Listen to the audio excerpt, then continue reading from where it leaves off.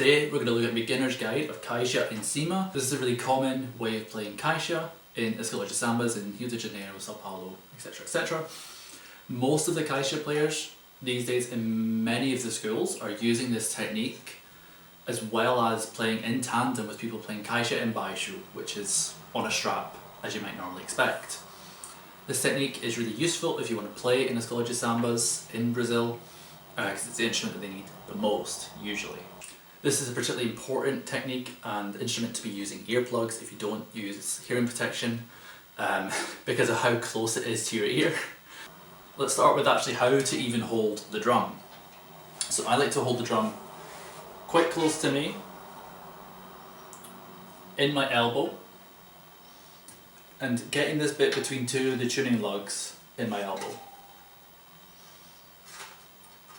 Then you want to get some of it against your body, and you kind of almost want to hold it close to you, caress your Caixa, and it's going to take a bit of getting used to because it is really awkward if you're new to it. The most important aspect of holding the Caixa is having your left fingers free, or your subdominant hand fingers. Reason being is that's where you're going to hold the other stick. So it'll take a bit of trial and error. You want to have your hand on the edge with your fingers over the edge of the drum. I've got this quite comfortable. Your forearm is going to get really tired, so that's the bit that's going to take the most practice, never mind any of the technique stuff.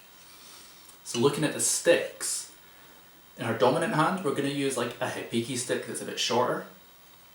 We're not going to hold this the same way that we usually hold a drumstick. You might think to hold it a bit further along. Here we're actually going to hold it almost at the bottom. So I like to hold it between my index finger and my thumb, really low down on the stick, and you're going to hit it more on the side rather than a straight ahead kind of sound. You're going to hit it more on the side rather than a straight ahead movement, because it's here, it's not in front of you. And it's kind of a whipping action. You can use a lot of the rebound of the stick, same with a normal drumstick technique. A lot of the rebound is going to do a lot of the work for you. And then looking at the left hand, we're going to use a much shorter stick. This is one that I got with some agogos. And I'm just placing it between, got my thumb and my pinky, holding it predominantly, and the rest of my fingers are on the outside. Some people have it with all their fingers on the outside and the thumb in the middle,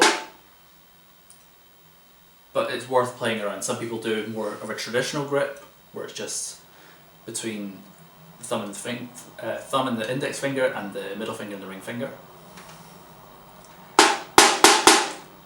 The shorter the stick the better. It's actually a really good way of reusing any broken sticks. You can just saw it and shape and sand off the ending, get rid of any splinters, and then you've got a new use for it. Now, playing these two sticks, it's worth just getting used to that technique before you even look at any patterns, because it is really bizarre and not something that most people are used to doing.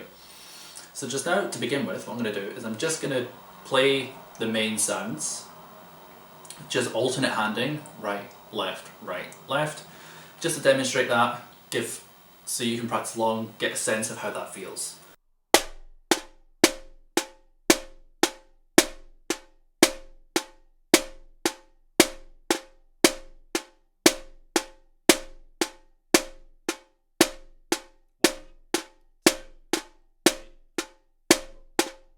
So already, because this stick is a lot bigger in your dominant hand, it's going to sound louder anyway, and you don't want to put loads of effort into your left hand being louder.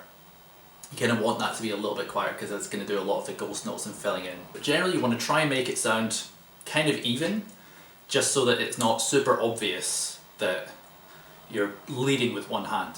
We could make it balanced. You want to be able to do ghost notes and accents with your right hand. The other sound that we use in Caixa Em Cima in the dominant hand is the middle. Obviously we just did that, but also getting a rim shot here.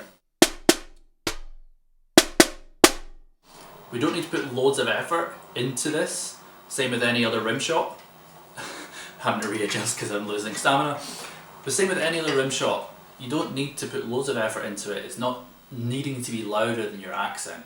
The rim shot is there as a different sound, a different texture, and isn't meant to be super loud in this context. So we're going to look at the main partito alto pattern. This is a pattern I've already done a tutorial on, which should be linked up here. But it's the same sticking, same vibe. Our dominant hand is going to be playing the main partito alto, which is a really classic Brazilian samba rhythm. Let's look at just the accents first, and then we'll add in the rim shots, and then we'll fill in with the left hand. So, just the accents, not even the rim shots, are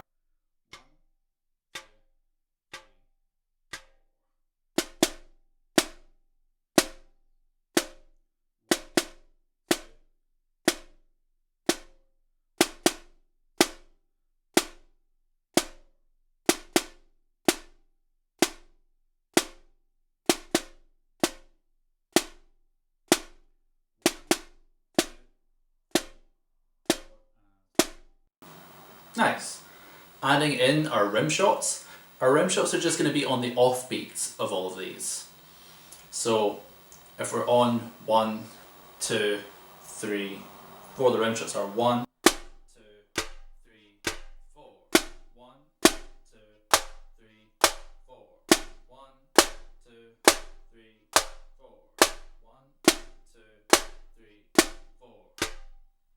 Well, as you can see, I'm out of practice with this. So putting those two things together, just the dominant hand playing the partito alto. If you're wanting a slower breakdown of this, you can rewatch it, or my other video goes in a bit more detail about that sticking. Obviously it's not on this technique, but generally getting the vibe for that rhythm. So, slowly, all the right hand notes are 1, 2, 3, 4.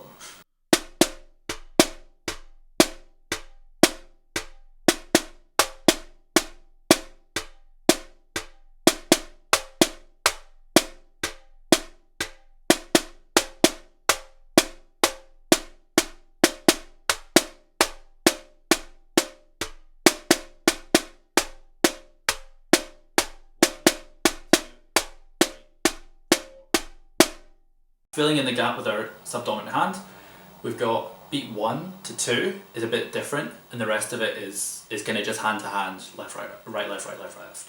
So beat 1 to 2 is 3, 4. So right, right, left, right, right. 1, 2.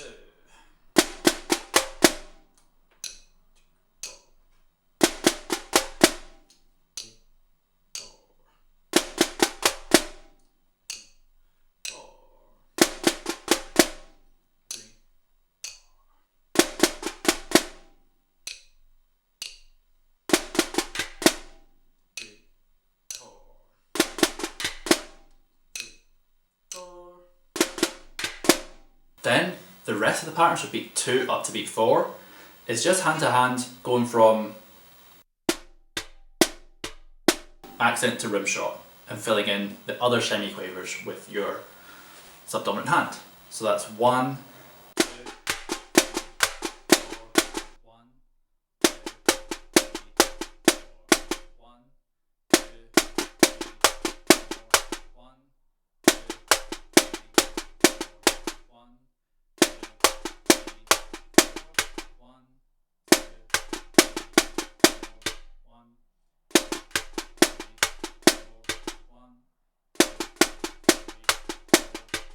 Putting those two things together sounds like this.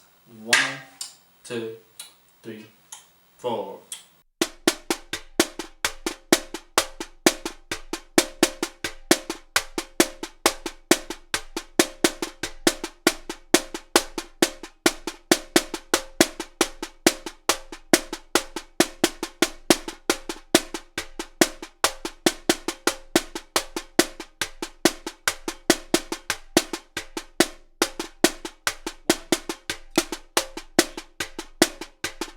This is just a super quick introductory look at Caixa Em Cima.